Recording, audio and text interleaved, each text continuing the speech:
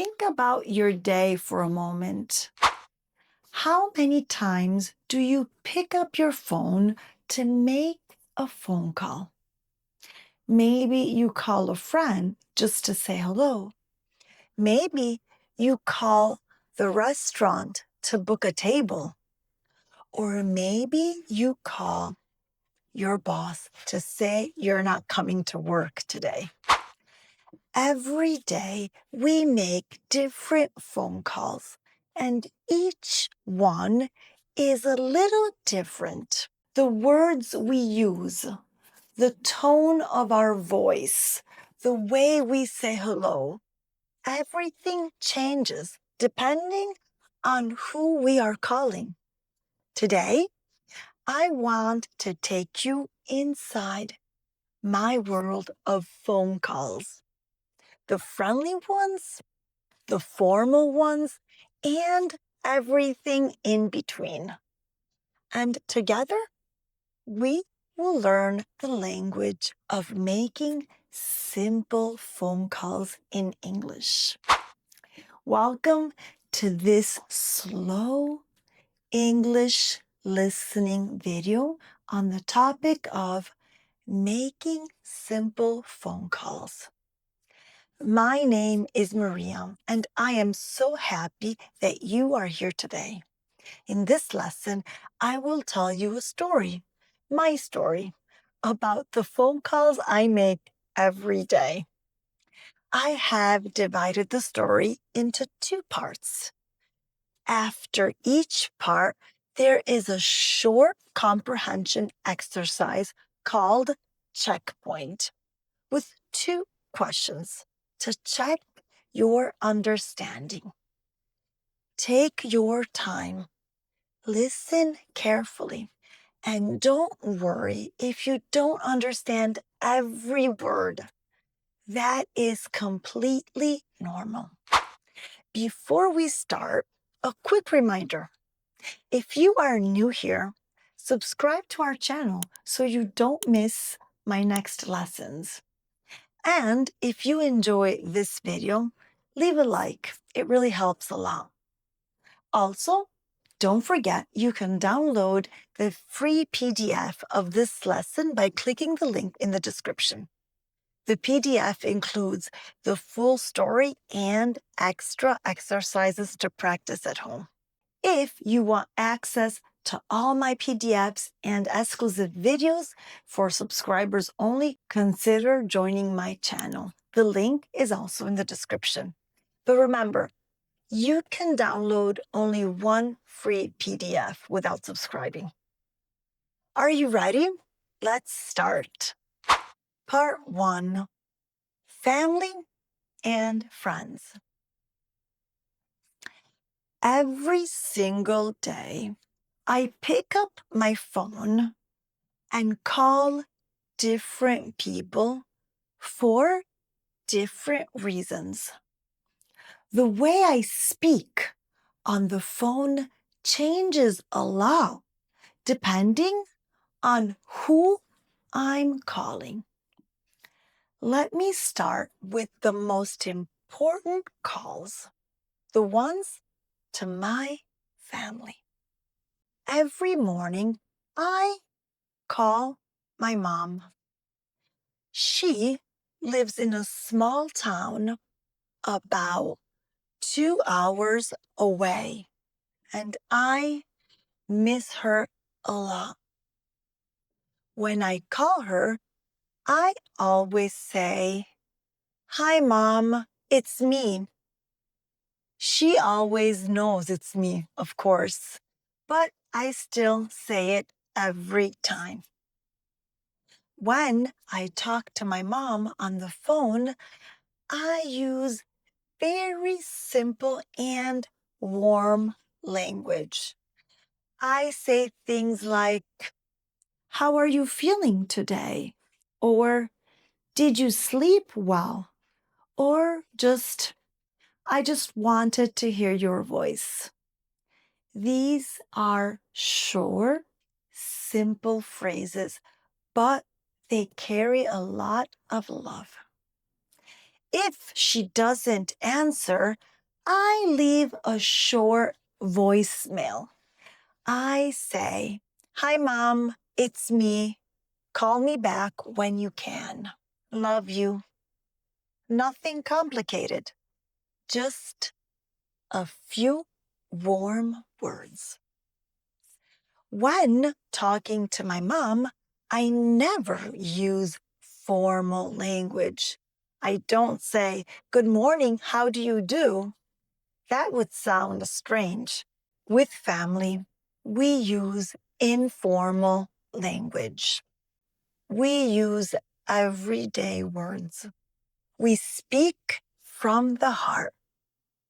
My sister is my best friend. We talk on the phone almost every day. Sometimes 2 or 3 times a day.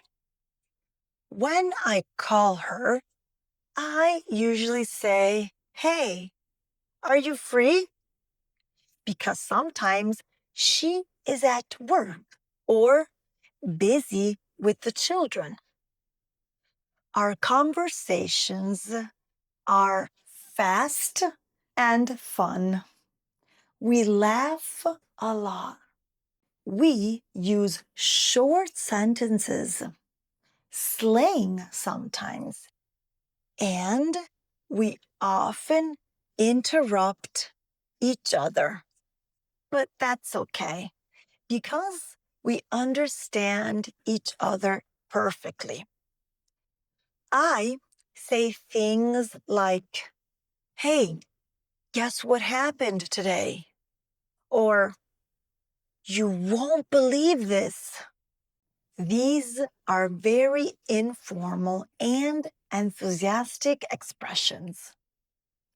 If she is busy and can't talk, she sends me a message. "Can't talk now. Call you later."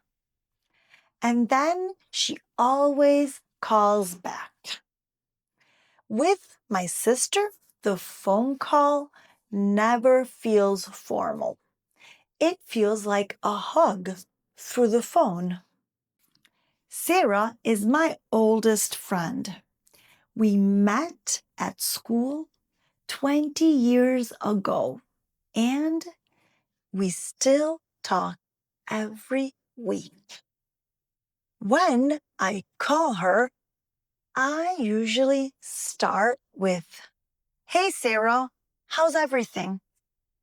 Even though Sarah is a close friend, sometimes I use slightly more careful language than with my sister, especially if she is at work and I know she might not be free. I say, "Sorry to bother you. Are you busy?" This is a polite way to check before starting a long conversation. With friends, I use informal language, but I am also thoughtful. I think about the other person. Is she free? Is this a good moment to call? These small habits make a big difference. Checkpoint 1, question 1. When I call my mother and she doesn't answer, what do I usually do? I send a text message or I leave her a short voicemail. I leave her a short voicemail. Question 2. Which phrase do I use when I'm calling my friend Sarah to check if she's free? "Sorry to bother you. Are you busy?" Or, "Good morning. I need to speak with you." Yes, sorry to bother you. Are you busy? Part 2, work and travel. Now, Let me tell you about my work phone calls. These are very different from the calls I make to my family and friends. And I mean very different. At work, phone call as a school secretary. I work as a school secretary, and my job involves a lot of phone calls. I call parents, teachers, and other schools. From the very first word, everything changes. When I answer the phone at work, I say, "Good morning. This is International English School. How can I help you?" I never just say hello or hi. The greeting at work is formal and clear. I always say the name of the school, and I always offer to help immediately. When I need to call a parent about their child, I say, "Good afternoon. This is Maria calling from International English School. I am calling regarding your son, Marco. Is now a good time to speak?" I use full sentences. I speak slowly and clearly. I am polite and professional. Sometimes I need to transfer a call to a teacher, and I say, "One moment, please. I will put you through to the teacher."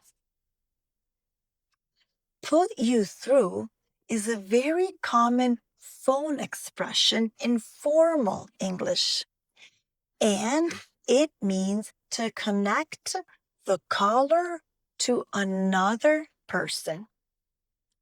If the person I am calling is not available, I leave a formal message. "Good morning. This is Maria from International English School. Could you please ask Christine to call me back at their earliest convenience? My phone number is 345-686972. This is very different from the voicemail I left for my mom. At work, I never use short sentences or slang. I always use formal vocabulary, complete sentences, and a calm, professional tone. The language is respectful and clear. Now, imagine a different situation. Last month, I needed to book a hotel room for a work trip. This is another type of formal phone call. Not as personal as talking to a colleague, but not as warm as talking to a friend. I called the hotel and said, "Good morning. I would like to make a reservation for 2 nights, please. My name is Maria Ficano. I would like" is a very polite and formal expression. It is more formal than "I want," but less complicated than legal language. The receptionist asked me some questions. "What dates would you prefer?" And would you like a single or a double room? I answered clearly and politely. I would prefer the 15th and the 16th of March, and I would like a single room, please. At the end of the call, I always confirm details. So, to confirm, a single room for 2 nights from the 15th to the 16th of March. Is that correct? Confirming is very important, especially in formal phone calls. After the phone call, the hotel sent me a confirmation email. But the phone call was the first step, and knowing the right language makes it very easy. Checkpoint 2. Question 3. When I answer the phone at work, what do I say? Hello, how can I help? Or, good morning, this is the school name, and how can I help you? The answer is, good morning, this is International English School, how can I help you? Question 4. What do I say when I call the hotel to make a reservation? I want a room for 2 nights, or I would like to make a reservation for 2 nights, please. Yes, I would like to make a reservation for 2 nights, please. Well done. You have just listened to the whole story, and that is fantastic. Listening to English, even when it feels difficult, is one of the best things you can do to improve your language skills.